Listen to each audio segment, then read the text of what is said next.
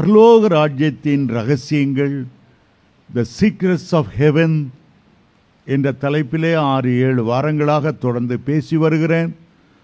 பரலோகத்தில் உள்ள தேவதூதர்களை பற்றி, நாம் தேவதூதர்களை பார்க்கிலும் எவ்வளவு விசேஷித்தவர்கள், அவர்களுக்கு இல்லாத பாக்கியம் ஆண்டவர் நமக்கு என்ன வைத்திருக்கிறார். முதல் வகுப்பில் அதை குறித்து வாசித்தோம். 2வது வகுப்பிலே பல்வேறு வகை தேவதூதர்களை பற்றியும், அங்கே உள்ள ஆராதனைக்காக வைக்கப்பட்ட தேவதூதன், யுத்த பிரிவில் இருக்கிற கேப்ரியல் தூதன், செய்திகளை சுமந்து கொண்டு போகிற கேப்ரியல் தூதன், இப்படி பல்வேறு விதமான தேவதூதர்களையும், கேராபின்கள், சேராபின்களையும், 24 மூப்பர்களையும், 4 ஜீவன்களை குறித்தும், பரலோகத்தில் உள்ள அநேக காட்சிகளை குறித்தும் நாம் தியானித்தோம். கடந்த வாரத்திலே பரலோகத்துக்கு சமீபமாய் வருவது எப்படி, மனம் திரும்புங்கள், பரலோக ராஜ்யம் சமீபமாய் இருக்கிறது. பரலோக ராஜ்யத்தை காண்கிற ஒரு இடம், மனம் திரும்பி பிள்ளைகளைப் போல ஆகும்போது காண்கிற ஒரு இடத்துக்கு வருகிறோம். ஜலத்தினாலும் ஆவினாலும் பிறந்து முடிவுபரியந்தம் நிலைத்து நிற்கிறவர்கள் பரலோகத்துக்குள்ளே போகிற ஒரு காட்சியை பார்க்கிறோம். ஆண்டவருடைய வார்த்தை கை கொண்டு போதித்தால் பரலோகத்தில் பெரியவனாயிருப்பான், இல்லாவிட்டால் சிறியவனாயிருப்பான். பழைய ஏற்பாட்டு பரிசுத்தவான்கள் பரலோகத்தில் கர்த்தருடைய சிநேகிதர்கள் என்று அழைக்கப்படுவார்கள். நாம் அவருடைய மனவாட்டி என்று அழைக்கப்படுவோம் என்பதையெல்லாம் தியானித்தோம். இன்றைக்கு விசேஷமாக பரலோகத்தில் இருக்கிற அநாதைகள், வீடு வாசல் இல்லாமல் பிளாட்ஃபார்மில் படுத்துட்டு இருக்க ஒரு கூட்டத்தார். தமிழ் மொழியில் ஒரு மோசமான வார்த்தையில் புறம்போக்கு என்று சொல்வார். ஒன்றும் இல்லாதவங்க. இதை பற்றி நீங்கள் என்ன நினைக்கிறீர்களோ தெரியல. ஒரு 4 கூட்டத்தாரை குறித்து என்னுடைய உள்ளத்தில் கர்த்தர் உணர்த்தின சில சத்தியங்களை சொல்ல விரும்புகிறேன். நீங்கள் கவனமாய் கேட்டால் புரிந்து கொள்ளுவீர்கள், ஏன் அப்படி ஆண்டவர் வைத்தார் என்று. அப்படியே இருந்தாலும் அவர்களுக்கு இன்னொரு வாய்ப்பையும் ஆண்டவர் கொடுக்கிறதையும் வேதத்திலிருந்து நாம் பார்க்கலாம். சாதாரணமாக வருகையில் காணப்பட வேண்டிய அவசியத்தை ஆண்டவர் சொல்லுகிறார். எப்போதும் ஆயத்தமாருங்க, இனி சம்பவிக்க போகிற இவைகளுக்கெல்லாம் நீங்கள் தப்பி மனுஷகுமாரனுக்கு முன்பாக நிற்க பாத்திரவான்களாய் காணப்படும்படி விழித்திருந்து ஜெபம் பண்ணுங்கள் என்று லூக்கா 21:36 சொன்னார். வருகையில் எப்படியும் காணப்பட வேண்டும் என்பதற்காக வேதத்தில் அவ்வளவு காரியம் சொன்னாலும் சரி, நீ கைவிடப்பட்டு போனால் என்ன செய்வது? வருகையில் காணப்படாமல் போனால் இனி என்ன செய்வது? அதையும் ஆண்டவர் எழுதி வைத்தார். கைவிடப்பட்டு போனாலும் கூட சாத்தானுடைய முத்திரை தரிக்காதபடி, 666 தரித்து விடாதபடி இரத்த சாட்சியாய் மரிக்க ஒப்பு கொடுக்கும் போது, இரத்த சாட்சியாய் மரித்து எழுந்து கர்த்தரோடு போக முடியும். ஒரே ஒரு சான்ஸ். வேதத்தில் அதை எழுதி வைத்திருக்கிறார். அதுபோல பரலோகத்தில் ஒன்றும் இல்லாமல், சொத்து இல்லாமல், சுதந்திரம் இல்லாமல் இருக்கிறவர்களுக்கு இன்னொரு வாய்ப்பை ஆண்டவரும் எழுதி வைத்திருக்கிறார். வேதத்தை திறந்து ஒரு வசனத்தை வாசிக்க போகிறோம். இன்றைக்கு 4 வித கூட்டத்தாரை குறித்து உங்கள் மத்தியில் நான் பேசவிருக்கிறேன். முதலாவது இந்த வசனத்தை வாசிங்கள். லூக்கா எழுதின சுவிசேஷம் 16ஆம் அதிகாரம் 9ஆம் வசனத்தை நாம் நிறுத்தி வாசிக்க போகிறோம்.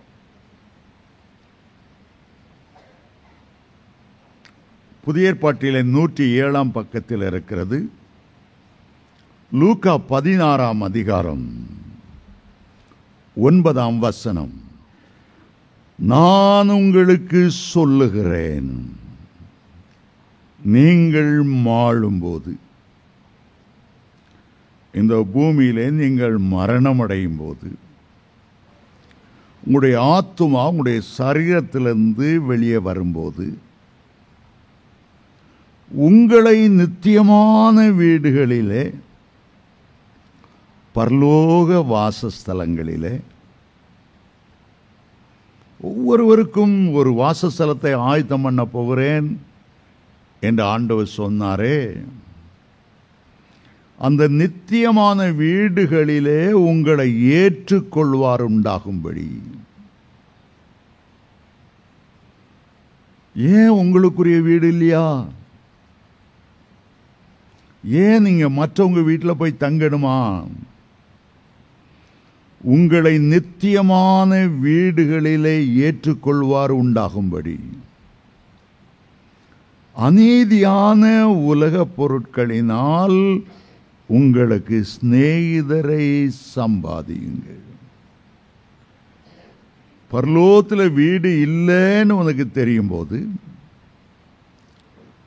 உன் பணத்தை கொடுத்தாவது பொருளை கொடுத்தாவது சுவிசேஷத்தை சொல்லியாவது பூமியில உங்களுக்கு சிநேகிதரை சம்பாதித்து, அந்த சிநேகிதருடைய வீட்டில் நீங்க போய் ஒண்டிக்கிடும்படி தங்கி கொள்ளும்படி சிநேகிதரை சம்பாதியுங்கள்.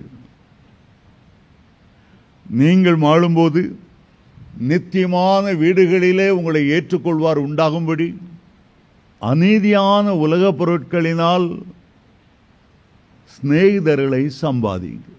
ரொம்ப ஆழமான வசனம், புரிந்து கொள்வதற்கு சற்று கடினமான வசனம். அதை சொல்லுவதற்கு முன்பாக ஆண்டவர் 2 கூட்டத்தாரை நமக்கு முன்பாக நிறுத்துகிறார், இந்த சத்தியத்தை புரிந்து கொள்ள வேண்டும் என்பதற்காக. முதலாவது ஒரு கெட்ட குமாரனை நமக்கு முன்பாக நிறுத்துகிறார். லூக்கா 15ஆம் அதிகாரம். அதை தொடர்ந்து ஒரு அநியாயமான ஒரு உக்கிரானக்காரனை ஆண்டவர் நிறுத்துகிறார். நீங்க இதுவரை கேட்டிராத ஒரு சத்தியத்தை கெட்ட குமாரன் மூலமாய் நான் உங்களுக்கு சொல்ல விரும்புகிறேன். எல்லாரும் கெட்ட குமாரனை என்ன சொல்லுவார்கள்? தகப்பனண்டை திரும்பி வருகிற, மனம் திரும்புகிற ஒரு பாவி, தன்னண்டை வருகிற ஒருவரையும் தள்ளாத ஆண்டவராகிய தகப்பனிடத்தில் திரும்பி வருகிற ஒரு பாவி என்று எல்லாரும் எண்ணுவார்கள். அது உண்மை அல்ல. ஏற்கனவே அவன் தகப்பனிடத்திலிருந்து,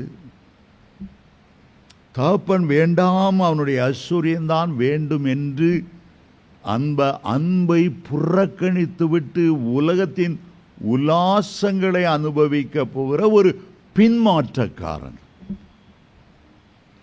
மனம் திரும்புகிற பாவி என்று அல்ல. ஏற்கனவே தகப்பனோடு இருந்தவன், தகப்பனுடைய அன்பை ருசித்தவன், கஷ்டப்பட்டு உழைத்து அவர் சம்பாதித்து வைத்திருக்கிறதை பார்த்தவன், தகப்பனண்டை வந்து கேட்கிறான், என்னுடைய ஆஸ்தியை பிரித்து கொடுத்து விடும், உனக்கும் எனக்கும் உங்களுக்கும் எனக்கும் இனி சம்பந்தம் இல்லை, நான் உம்மை நேசிக்கவில்லை, உம்முடைய பணத்தை தான் நான் நேசிக்கிறேன். பொதுவாக இஸ்ரவேல் தேசத்தில் ஒரு தகப்பன் மரிப்பதற்கு முன்பாக சொத்தை பிரிச்சு வைக்கணும்னு கேட்டு பிரிச்சுட்டு போறவன் தகப்பனை கொன்னுட்டு போறதற்கு சமானவர். இந்த வீட்டில் தாய் இல்லை, தகப்பன் எவ்வளவோ அன்பை மகன் மேல் வைத்திருக்கிறான். ஏன் மகன் வந்து ஆசையை பிரிக்கணும்னு நினைக்கிறான்? ஏதோ ஒரு தொழிலை ஆரம்பிக்கணுங்கிறதுக்காக அல்ல. அப்பா நான் ஒரு கடை வைக்க போறேன், ஒரு பிசினஸ் ஆரம்பிக்க போறேன், ஒரு முதலீடு செய்ய போறேன், அதற்காக அல்ல. அவனுடைய நோக்கமே வேசிய இடத்துல போய் அதை அழிக்கணும், சிற்றின்பங்களை ருசிக்கணும். அவன் ஆசையை யாருக்கு அழித்து போட்டான் என்று வேதம் சொல்லுகிறது? வேசிகளிடத்திலே அழித்து போட்டான். தன்னுடைய சரீரத்தை தீட்டுப்படுத்தி அநேக ஸ்திரீகளோடு ஒன்னா இணைந்து அந்த வேசிகளுடைய சாபம் இவனுக்குள்ளே வர, அவளுக்குள்ளே இருந்த நோய்கள் எய்ட்ஸ் இவனுக்குள்ளே வளர ஆண்டவர் சொல்லுகிறார், வேசியோடு இணைந்திருக்கிறவன் அவளோட ஒரே சரீரமாய் இருக்கிறான். அவன் சாதாரண பாவம் செய்யவில்லை, அவனுக்குள்ளே ஆவியானவர் தங்கி இருக்கிறார். அவரை துக்கப்படுத்தணும், அவரை வேதனைப்படுத்தணும். ஆவியானவருக்கு விரோதமான பாவம், சொந்த சரீரத்துக்கு விரோதமான பாவம்.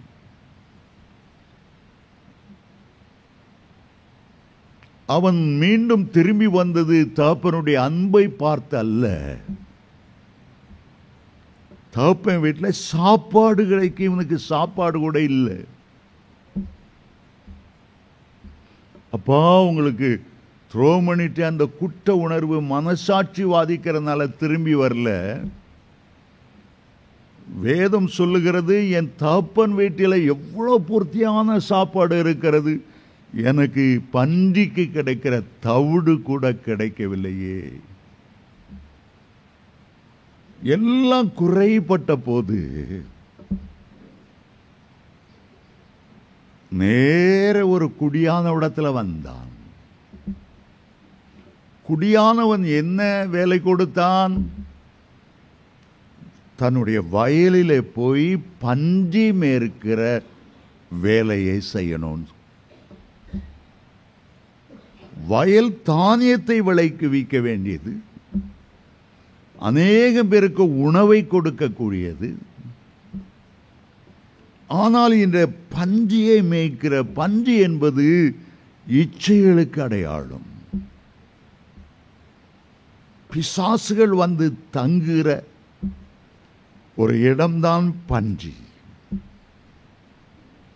லேகியோன் பிடித்த பிசாசை துரத்தும் போது உலகத்தில் ஆயிரக்கணக்கான மிருகங்கள் இருந்தாலும் இந்த லேகியோன் பிடித்த அசுத்தாவிகள் பன்றிகளுக்குள்ள நாங்க போக வேண்டும். அதுதான் விபச்சார வேசித்தனத்துக்கு இச்சைகள் உருவாக்கப்படுகிற ஒரு இடம்.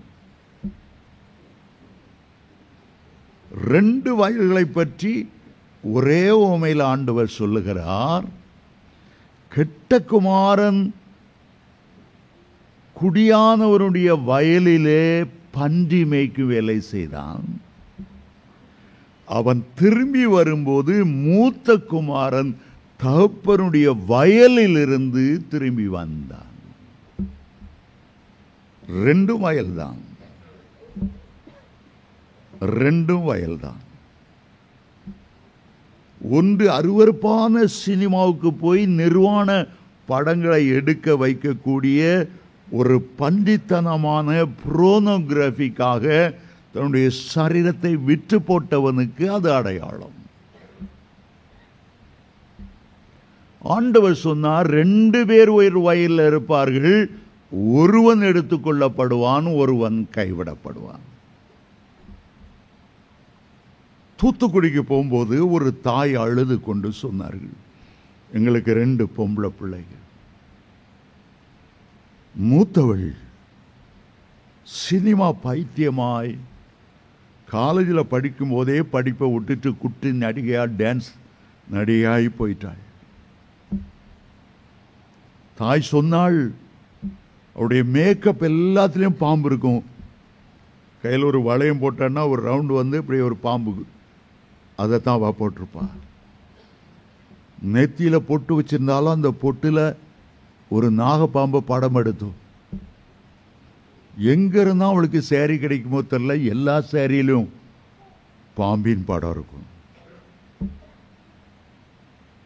அடுத்த மகள் சபையில சேர்ந்தாள், மணிக்கணக்காய் ஜெபிப்பாள், தீர்க்க தரிசனம் உரைப்பாள். ஆனால் இந்த மூத்த மகளோ கண்ட வாலிபர்களோடு சுற்றுவாள். தன்னுடைய சரீரத்தை வேசித்தனத்துக்கும் உபச்சாரத்துக்கும் விற்று போட்டு விட்டாள். என் வயிற்றுல தான் அந்த 2 பிள்ளைகளும் பிறந்தது. ஒண்ணுக்கு ஒண்ணு நேர் எதிர் துருவமா இருக்கிறது பிரதர். அந்த இளைய மகள் அவ்வளோ பக்தியா இருக்கிறாள். ஆலயத்துக்கு வந்திருந்தாள். அவருடைய முகத்தில் ஒரு தெய்வீக பிரசன்னம் இருந்தது. இப்பொழுது மரித்தாலும் அவள் பரலோக ராஜ்யத்துக்கு சென்று விடுவாள் என்கிற ஒரு நம்பிக்கை இருந்தது. இந்த கெட்ட குமாரன் இப்பொழுது திரும்பி வருகிறான். அவனுடைய நோக்கமெல்லாம் தகப்பனிடத்தில் ஒப்புரவாகி அந்த வீட்டில் தனக்கு நிரந்தர சாப்பாடு கிடைக்கும், ஒரு கூலிக்காரனை போலவாவது ஒரு வேலை என் தகப்பன் எனக்கு தருவான். அவன் தகப்பனை பிரியப்படுத்தணும்னு பார்த்தானே தவிர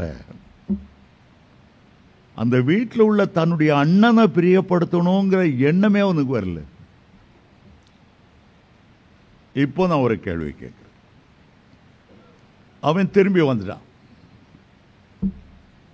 திருப்ப ஒரு வீட்டில் ஒரு பாக பிரிவினை வைப்பாங்களா? வைக்க மாட்டாங்க. ஏற்கனவே பாக பிரிவினை வச்சு அவனுக்குரியதை பாதியை பிரித்து அவனுக்கு கொடுத்தாச்சு. இப்ப மீதி இருக்கிறது மூத்த குமாரனுடைய ஆசைதான் மீதி இருக்கு. 2 பகமா பிரிச்சு கொடுத்தாச்சு. இவனுக்கு வேண்டிய சொத்து அவனுக்கு கொடுத்தாச்சு. இப்போ மீதி இருக்கிற சொத்து யாருடைய சொத்து? மூத்தமனுடைய சொத்து. சரியா? மூத்தமனுடைய சொத்து. தகப்பன் ஒரு அன்புனால ஒரு இரக்கத்தினால அவனுக்கு சாப்பாடு போடுறான், மோதிரம் போடுறான், ஒரு விருந்தெல்லாம் ஏற்பாடு செய்தாலும் அதே வீட்டில் இளையகுமாரன் ஒரு அனாதை. இளையகுமாரனுக்கு ஆஸ்தி கிடையாது, இளையகுமாரனுக்கு வீடு கிடையாது, இளையகுமாரனுக்கு ஒரு சுதந்திரம் கிடையாது. கெட்ட குமாரனுடைய வாழ்க்கையை பார்த்துட்டு அநேகர் என்னன்றாங்க, மூத்த குமாரன் முட்டாள் மடையன், வாழ்க்கையை அனுபவிக்க தெரியாதவன், அப்பா அப்பா அப்பா வேலை வேலை வேலைன்னு செத்துட்டு இருந்தானே தவிர உலகத்தை ஒன்று அனுபவிக்கல. நான் வாழ்நாளெல்லாம் சினிமா போவேன், அங்கே போவேன், இங்கே போவேன், ஆட்டம் பாட்டம் நான் எல்லாம் நான் நடத்துவேன், கடைசியில் சாக போகும்போதும் அப்பா அப்பான்னு ஓடி வந்துடுவேன். ஏன் முதல்ல இருந்து பக்தியா இருக்கணும்? முட்டாள். தன்னண்ட வருகிற ஒருவரையும் ஆண்டவரை ஏற்றுக்கொள்ளாமல் இருக்கிறது இல்லை. உலகத்தில் எவ்வளோ அனுபவிக்க முடியுமோ குடிப்பேன், கூத்தாடுவேன், மனம் போல வாழுவேன், என்னென்ன பாவம் உண்டோ அவ்வளோ சந்தோஷத்தை அனுபவிப்பேன். சாகும்போது அப்பா பரத்துக்கு விரோதமோ உமக்கு விரோதமோ பாவம் செய்து உம கூலிக்காரன்னு சொல்லக்கூட நான் லாய்க்கல, என்னை ஏற்றுக்கொள்ளப்பா. மூத்த பையனுக்கு மோதிரம் கிடைச்சிச்சா? புது டான்ஸ் பார்ட்டி வச்சாரா அவங்க அப்பா? அவன் ஃப்ரெண்ட்ஸோட அனுபவிக்க ஒரு ஆட்டுக்குட்டியாலும் கொடுத்தாரா?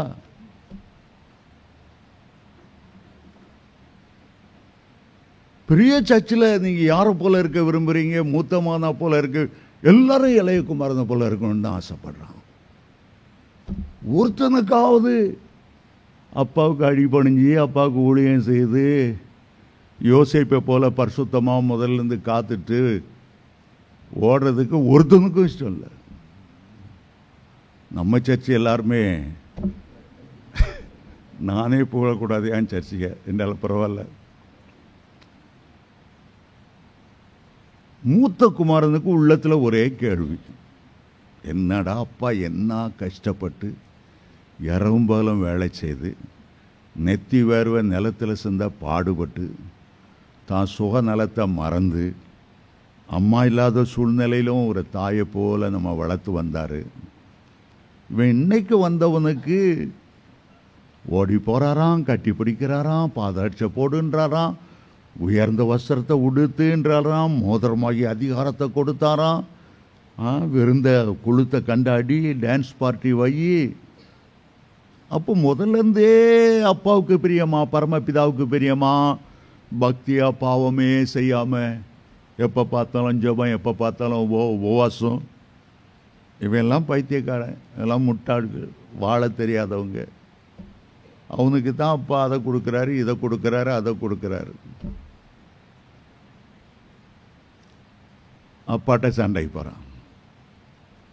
நீர் அன்புள்ளவர் தான், ஆனால் நீர் நீதி இல்லாதவர். நீர் சர்வலோக நியாயாதிபதி, நியாயம் செய்கிறவர். பரிசுத்தவான்களெல்லாம் நீர் முட்டாளாக்கிட்டீர். வேசியல்கிட்ட அடித்து போட்டு வந்தான் பெரிய மாலை. உம்மா நீதி எங்கய்யா? நீர் அன்புள்ளவருங்கிறது ஒத்துக்கிறேன், ஆனால் நீதி இல்லையே. தகப்பன் சொல்கிறான் மூத்தமான பார்த்து, மகனே நீ எப்போதும் என்னோடு இருக்கிறாய், எனக்குண்டானது எல்லாம் உனக்குரியதாயிருக்கிறது. தம்பிக்கு சொத்துலையோ ஆஸ்திலையோ வீட்டிலையோ ஒன்றும் கூட போறதில்லை. எல்லாம் உனக்குரியது, எனக்குரியதெல்லாம் உனக்குரியது. ஆபிரகாமுக்கு 8 பிள்ளைகள். ஆகார் மூலமா பிறந்தது இஸ்மவேல், சாராள் மூலமா பிறந்தது ஈசாக்கு, கேத்துராள் என்ற ஒரு பெண்ணை, அவளுக்கு 6 பிள்ளைகள். ஆனால் வேதம் சொல்லுகிறது அவனுக்குரிய எல்லாவற்றையும் ஈசாக்குக்கு கொடுத்தான். இஸ்மவேலுக்கு கொடுத்தது என்ன? சில அப்பங்கள், ஒரு துருத்தி தண்ணி. கேத்துராளுக்கு கொடுத்தது என்ன? சில பரிசுகளை கொடுத்து தான் உயிரோடு இருக்கும்போது தூர தேசத்துக்கு அனுப்பினான். தனக்குரியது எல்லாவற்றையும் தன்னோடு இருந்த ஈசாக்குக்கு கொடுத்தான். அதுபோல தான் இந்த மூத்த குமாரன் தனக்குரிய எல்லாவற்றையும் அந்த மூத்த குமாரனுக்கு கொடுத்தான். இவன் அப்பாட்ட மன்னிப்பு கேட்டான தவிர தன்னுடைய அண்ணேட்ட மன்னிப்பு கேட்டு, அண்ணே மன்னிச்சுக்கண்ணே, அந்த அண்ணனை பிரியப்படுத்தல, அண்ணேட்ட மன்னிப்பு கேட்கல. அண்ணன் வீட்டில் தான் தங்க போறோம், இனிமே வேற வழியே இல்லைன்னு அவனுக்கு தெரியல. ஆண்டவர் சொல்லுகிறார், நீ மாளும்போது நித்தியமான வீடுகளில் உங்களை ஏற்றுக்கொள்வார் உண்டாகும்படி அநீதியான உலக பொருட்களினால் சிநேகிதரை சம்பாதி. இங்கிலாந்தில் ஒரு பயங்கரமான கொள்ளக்காரி இருந்தாலாம். கடைசியில் அவளை பிடிச்சி பப்ளிக்கில் தூக்கு போட்டாங்க. அவ தூக்குக்கு நடந்து போகும்போது 2 பக்கம் லட்சமான மக்கள் நின்று அவ தூங்குறத ரசிச்சு பார்க்கணும்னு பயங்கர கூட்டம். போலீஸார் அவளை தரன்னு இழுத்துட்டு போகும்போது 2 பக்கம் அவளை காரி துப்பி கல்லெறிஞ்சி கேடுகட்டவளே லண்டனுக்கு பிடிச்ச பீடையை சாவுக்கிறாக்கிய சாவுன்னு திட்டிகிட்டே இருந்தாங்க. ஒரு அம்மா ஜெபம்னிட்டே இருந்தாங்க. இவ்வளோ வெறுப்பை அவ சம்பாதிச்சிட்டா. ஒருத்தருடைய அன்பை கூட அவ பெற்றுக்கொள்ளலை. நான் என்ன செய்யணும் ஆண்டவரேன்னு கேட்டான். ஆண்டவர் சொன்னார், நீ ஓடிப்போ. அவருடைய பேர் மேரி. அந்த பெண்ணை கட்டி அணைச்சி முத்தமிட்டு, காட் லவ்ஸ் யூ அப்படியேன்னு சொல்லு, அது போதும். அவள் தன் வீட்டு மாடியிலிருந்து இறங்கி தெருவுக்கு ஓடி வந்தாள். அவளை இழுத்து போலீஸார் தரன்னு கொண்டு போகும்போது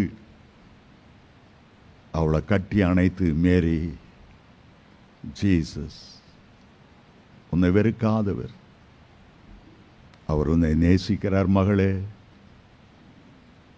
அதை கேட்டதும் அந்த பெண் தாரை தாரையாய் கண்ணீர் வடித்தார். சொந்த தாய் பேசுவது போல மனதுருக்கமாய் பேசின அந்த வார்த்தைகள் அவருடைய காதிலே ரிங்காரம் இட்டுக்கொண்டே இருந்தது. உன்னை நேசிக்கிறார். அந்த வார்த்தைகள் அவளை தொட்டது. ஆண்டவர் சொல்றார், இப்போ உன்கிட்ட நிறைய பணம் இருக்கு, சுவிசேஷத்தை கொடு, ஊழியத்தை கொடு,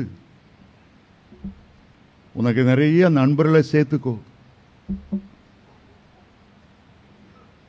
ஒரு முறை எனக்கு ஒரு வாசகர் கடிதம் எழுதியிருந்தார், பிரதர் இதில் 200 ரூபா அன்னைக்கு உங்களுக்கு அனுப்பியிருக்கேன், தயவு செய்து சிவாஜி கணேசனுக்கு சுவிசேஷத்தை அறிவிக்கிறதுக்கு. எந்த ஒரு லேடி பேர் போட்டிருந்தாங்க, மஞ்சுளா. இந்த 200 ரூபாயா பயன்படுத்தி அவங்களுக்கு எப்படியாவது சுவிசேஷம் சொல்லுங்க பிரதர். மஞ்சுளாவுடைய அட்ரஸை நான் தேடி போய் பிறகு என் பேரை கெடுத்து, என்னடா இவர் மஞ்சுளா அட்ரஸ்ன்னு தேடுறாரு.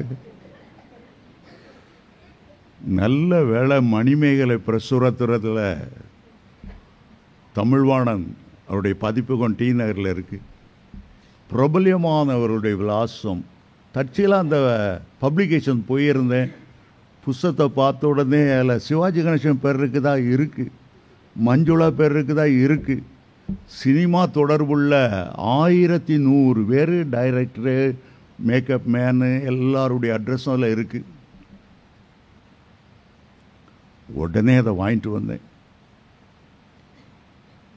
சிவாஜி கணேசன் மஞ்சுளாவுக்கு மட்டும் இல்லை, சினிமாவில் உள்ள அவ்வளோ துறைக்கும் நான் ஒரு புஸ்தகம் அனுப்பணும். கர்த்தர் உன்னை ஆசீர்வதிப்பார். ஒரு நல்ல புஸ்தகம் எழுந்தேன், அனுப்புனேன்.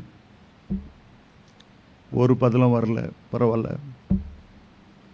ஒரு மாதம் கழிச்சு அந்த 1100 பேருக்கும் ஒரு பர்சனல் கடிதம் எழுந்தேன். இன்லைன் லெட்டரில் 1100 பேருக்கும் ஒரு கடிதம். ஒரு மாதம் கழிச்சது 1100 பேருக்கும் நரகத்தை பற்றி அதை வாசா எங்கே எத்தனை பேர் வாசிங்களோ தெரியல, எங்கேன்னு ஒரு புஸ்தகம். அதை படித்தா பேதி ஆகும்.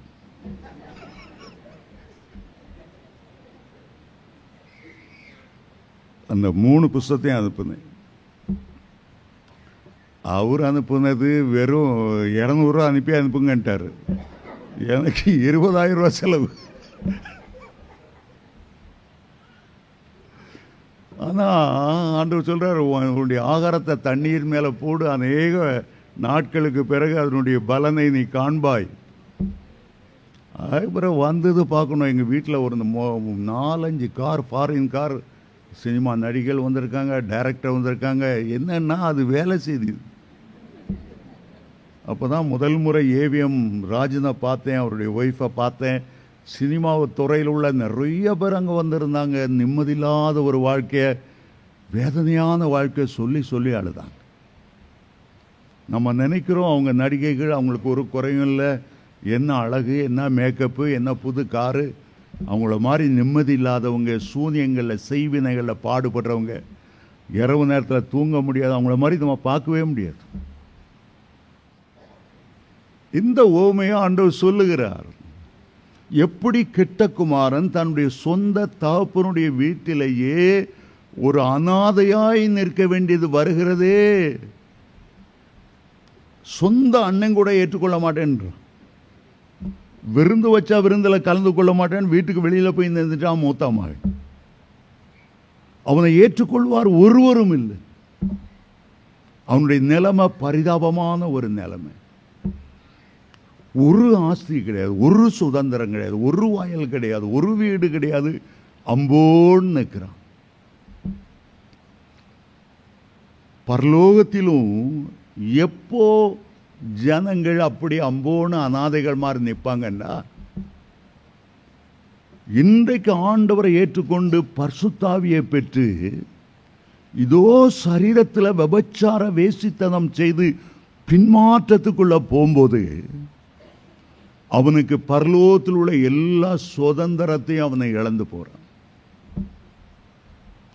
சரீரத்துக்கு விரோதமான ஒரு பயங்கரமான பாவம் வேசித்தனம். ஒரு காலத்தில் ரட்சிக்கப்பட்ட அபிஷேகம் பெற்றா, அந்நிய பாஷையில பேசினா நல்லது. மற்ற எந்த பாவமும் சரீரத்துக்கு புறம்பாய் இருக்கும்.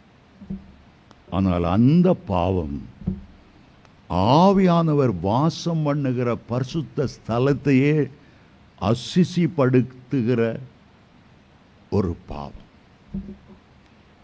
ஒரு நேர கூழுக்காக தன்னுடைய சேஷபுத்திர பாத்தை இழந்த ஏசாவை குறித்து வேதம் சொல்லுகிறது.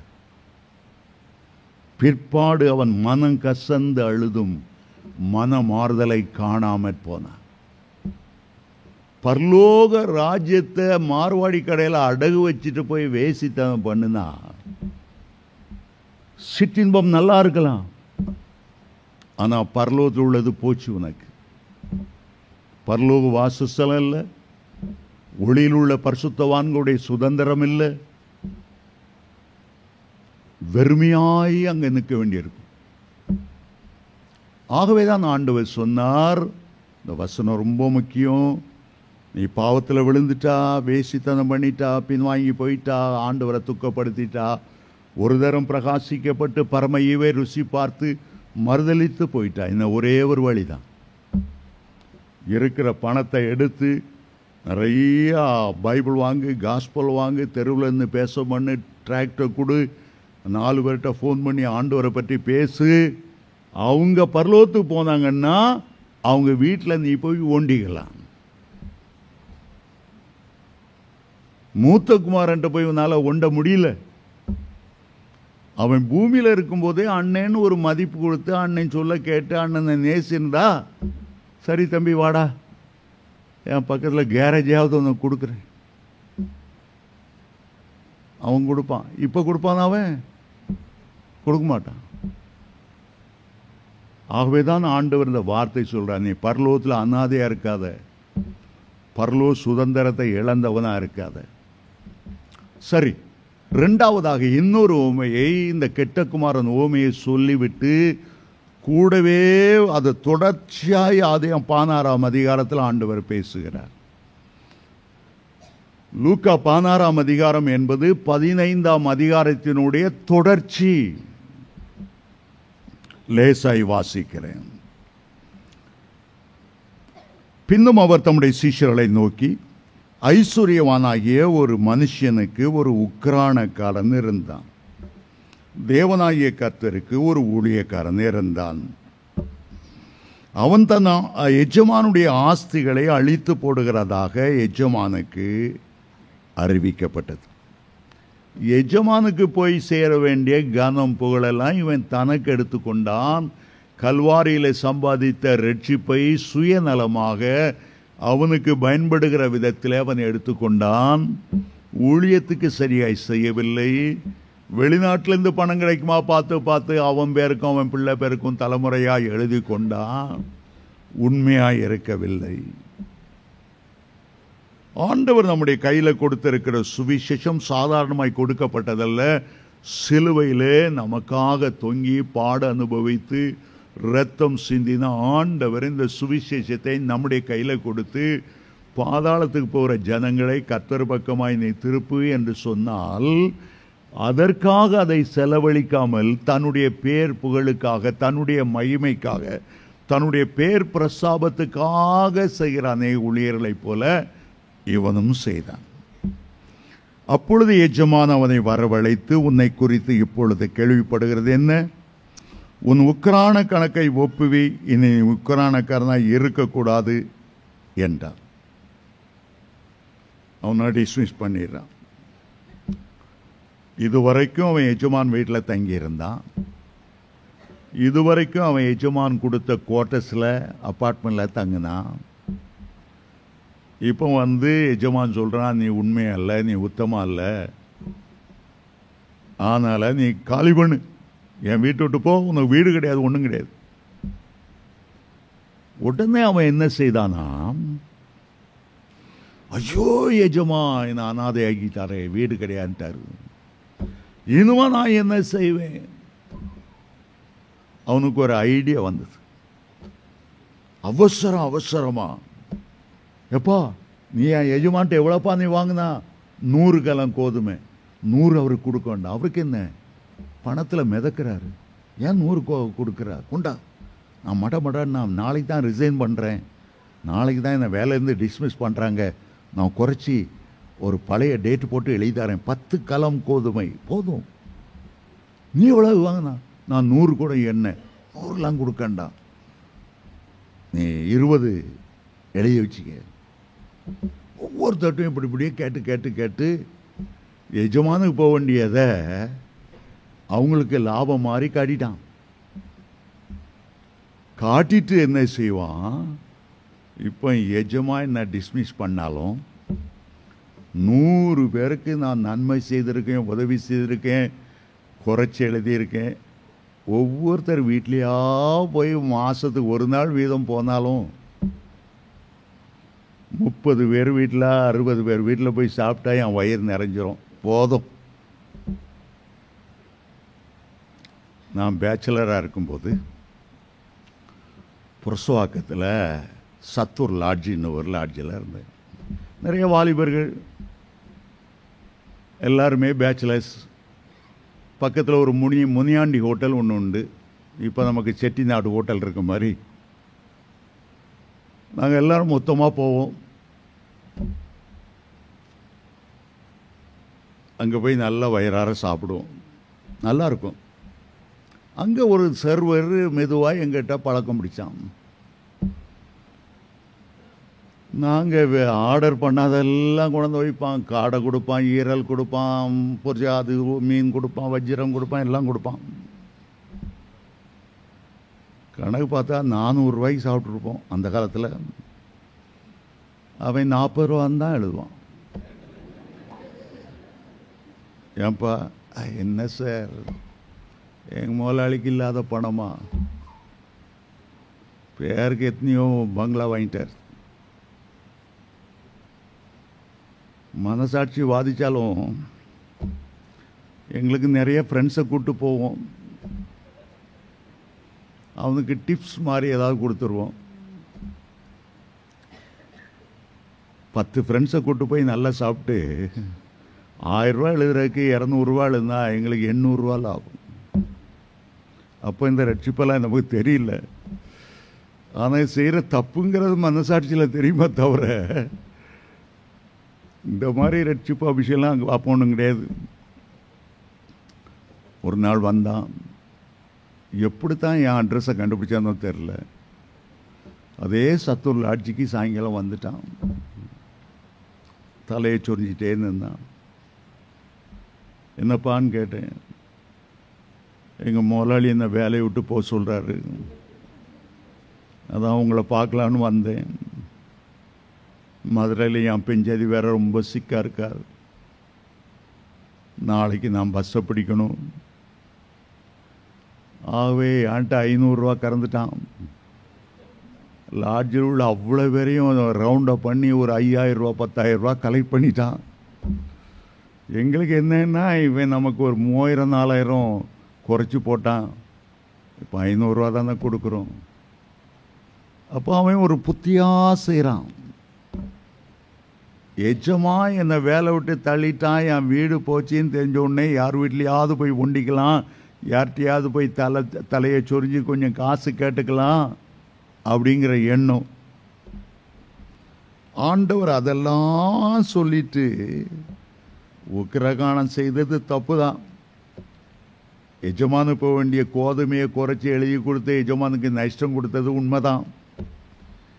எண்ணெயை தப்பாக எழுதி எல்லாம் குறைச்சி எல்லாம் தப்பு தான்.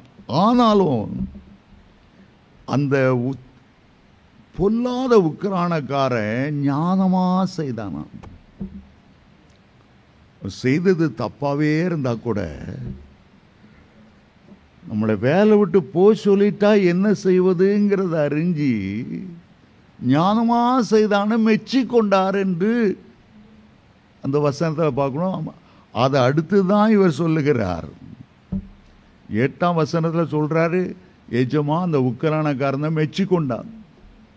ஞானமா செய்ததான் மெச்சிக்கிட்டான் ஒழிய அவன் செய்த தப்ப மெச்சிக்கிடல. அதை சொல்லிட்டு சொல்றா, கெட்ட குமாரன் அண்ணனை ப்ளீஸ் பண்ணல, அண்ணன் வீட்டில் தங்கணுங்கிறத உணரல, வேற ஒரு வீடும் அவனுக்கு இல்லை. இவன் உக்கரானக்காரன் வேலையை விட்டு போக சொல்கிறான், அப்பார்ட்மெண்ட்டை காலி பண்ண சொல்கிறான், வீட்டை இருக்கக்கூடாதுன்னு சொல்கிறான், துரத்துறான். எனக்கு கொத்துரைக்கு பலன் இல்லை, பிச்சை எடுக்கிறதுக்கும் எனக்கு கஷ்டமாக இருக்குது. இப்படியாவது ஒரு குறுக்கு வழியில் இந்த வீட்டில் ஏற்றுக்கொள்வார் உண்டாகும்படி செய்வேன். இப்போ இந்த உக்கரானன் பரலோகத்துக்கு போனால் அவனுக்கு அங்கே ஆஸ்தி இருக்குமா? பரலோகத்துக்கு போனால் அங்கே பரலோகத்தில் சொத்து இருக்குமா? இருக்காது. பரலோகத்தில் அவன் என்னதான் இருப்பான்? அனாதையா இருப்பான். அதனால தான் ஆண்டவர் சொல்றாரு, அப்பா நீ பூமியில் இருக்கும்போதே ஊழியக்காரன் உன் வீட்டில் கொடுத்து சாப்பாடு போடு, சாம் ஜோத்ரே வீட்டில் கூட்டு பிரியாணி போடு, வடை செய்து கொடு. அவரு பரலோகத்துக்கு போகும்போது நீ நைஸா ஒரு வீட்டில் வந்து தங்கி. ஆண்டவர் சொல்றாரு, உனக்கு யார் என்ன செய்தாலும் எனக்கே செய்தீர்கள், என் நாமத்தில் வருகிறவனுக்கு ஒரு கலசம் தண்ணீர் கொடுத்தா சாம் ஜோதரைக்கு பிரியாணியோ இட்லியோ கொடுத்தா ஆண்டவர் அதெல்லாம் பார்த்துட்டு சும்மா இருப்பாரா? அவர் அநீதி உள்ள தேவன் அல்ல. சரி, பரலோகத்தை இழந்து போயிட்டாப்பா, ஆண்டவர் போக வேண்டிய மகிமையை உனக்கு நீ எடுத்துக்கிட்டா, கன மகிமையை நீ தேடிட்டா, பேர் போல உண்டாக்கிட்டா, ஒன்று செய். பரலோகத்திலும் ஒன்றும் கிடையாது. காசை கொடுத்து ஏதாவது ஒரு ஆத்தும ஆதாயம் செய்து அவங்க அங்கே போனால் நீ தலையை சொரிஞ்சிட்டு அவங்க வீட்டில் போய் தங்கிக்கலாம். இல்லை, பிளாட்ஃபாரம் தான். இப்போ புரிஞ்சிட்டிங்களா? இப்போ புரிஞ்சிட்டிங்களா? இன்னும் புரியலையா? மூணாவது பரலோகத்தில் ஒரு அனாதை யாரு? அவன் தான் மிஸ்டர் லூசிஃபர்.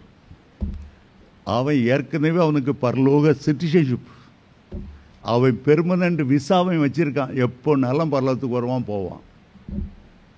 ஆனால் என்னைக்கு பெருமை அடைஞ்சானோ, என்னைக்கு ஆண்டவரை ஏற்று நிற்பான் என்னானோ, என்னைக்கு உன்னதமானவருக்கு ஒப்பாவேன், வடபுறத்தில் உள்ள ஆராதனை பருவத்துக்கு ஏறுவேன், கடவுளுக்கு ஒப்பாவேன்னு சொன்ன உடனே ஆண்டவருக்கு இல்லை தள்ளினார்.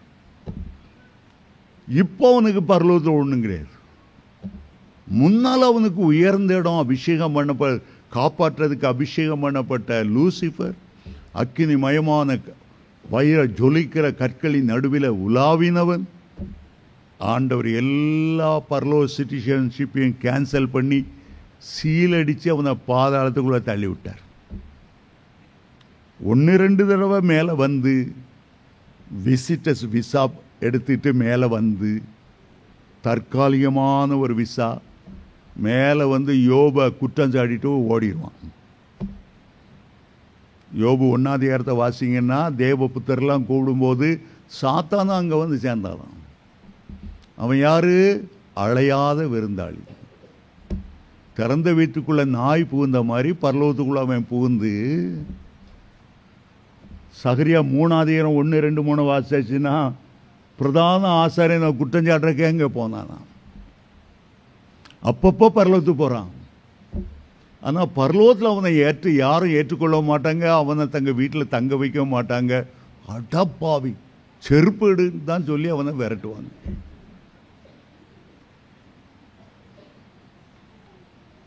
நிலையாங்க தங்க முடியாது. கொஞ்ச நாள் தான் மேலே வந்துட்டு போட்டுருக்கலாமே தவிர 1000 வருஷ அரசாட்சிக்கு பிறகு அவன் நித்தியமாக நரகத்தில் தள்ளப்படுவானே தவிர விசிட் பண்ணவே முடியாது. அவனை குறித்து வெளிப்படுத்தல் 12:11 வேதம் சொல்லுகிறது, இரவும் பகலும் நம்முடைய சகோதரன் மேல குற்றஞ்சாட்டும்படி குற்றம் சாட்டினப்பட்டவன் தள்ளப்பட்டு போனான், பாதாளத்தில் தள்ளப்பட்டு போனான். ஸோ பரலோகத்தில் அவன் ஒரு அநாத மாதிரி வந்து நிற்பான். கொஞ்ச காலம், என்றென்றைக்கும் அல்ல. 4வது ஒரு கூட்டத்தாரை பார்க்கிறோம். கிரீடத்தை இழந்தவர்கள். வெளிப்படுத்தல் 3ஆம் அதிகாரம் 11ஆம் வசனத்தில் ஆண்டவர் சொல்லுகிறார்,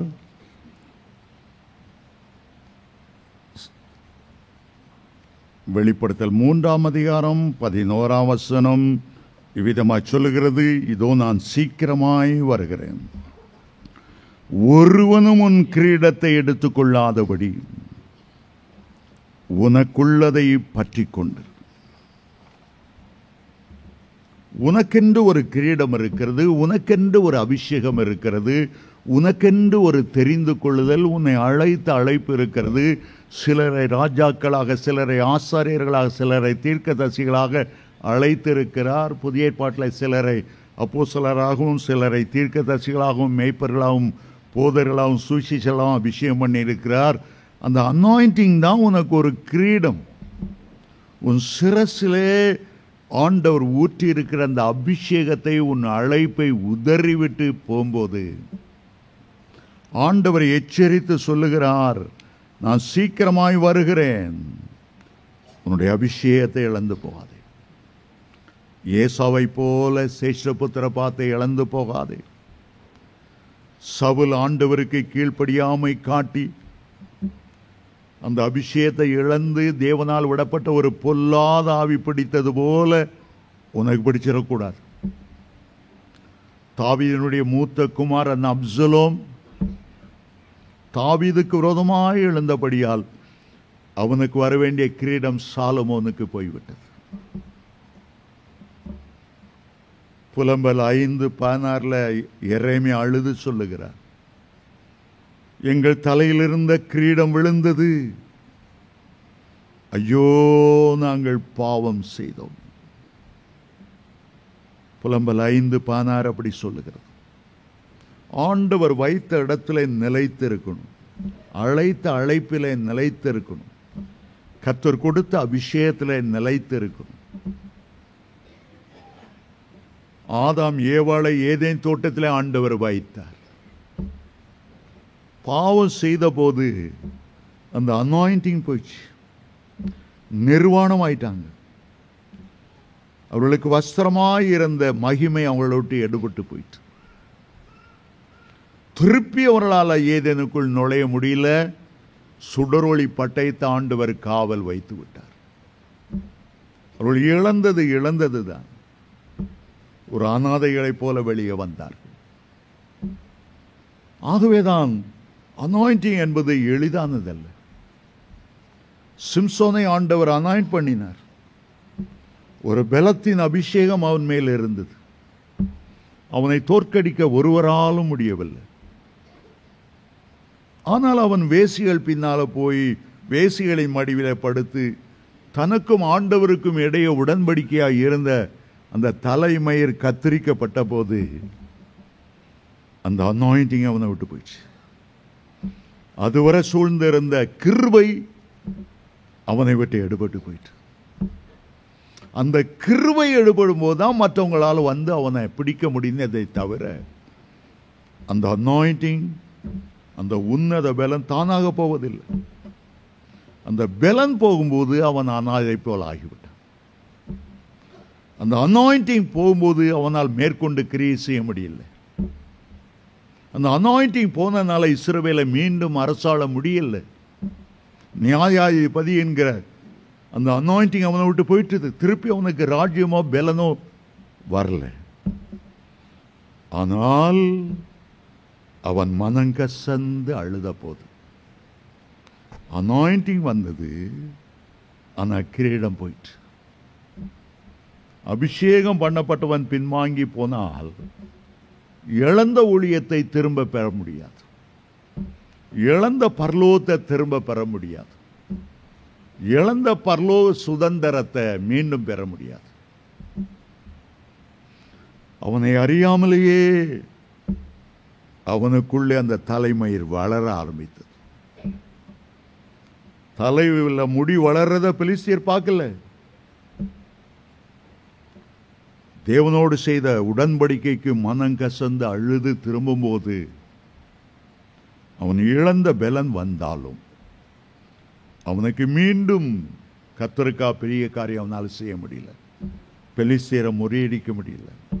பெலிஸ்தியரின் அடிமைத்தனத்திலிருந்து இஸ்ரவேலரை பாதுகாக்க முடியல. அவனுடைய அழைப்பையே இழந்து போனான். அழைப்பையே இழந்து போனான். பல வேளைகளில் அழுது பிறண்டு இரண்டு ஆண்டோட வந்துட்டாலும் பரலோகத்துக்கு போகும்போது ஒரு அனாதை போல இருக்க வேண்டியிருக்கும். அனாதை போல இருக்கு.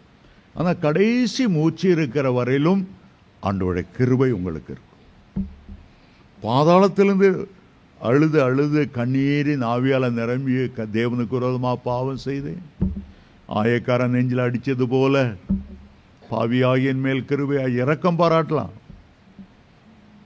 ஆனால் மறுபடியும் அந்த ஆதி மகிமை கிடைப்பதில்லை. மறுபடியும் அந்த அனாயிண்டிங் கிடைப்பதில்லை. பரலோகத்தில் அவர்கள் அநாதைகள் போல இருப்பார்கள்.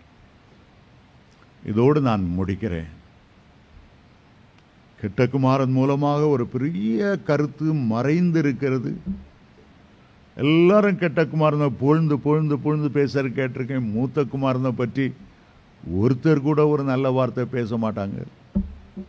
ஆனால் மூத்த குமாரன் முதல்ல இருந்து கர்த்தருக்காக உழைத்தவன், பாடுபட்டவன், உலகத்தை அனுபவியாமல் வாழ்ந்தவன். ஆகவே வேதம் சொல்லுகிற மகனே, எனக்குரியதெல்லாம் உனக்குரியார்.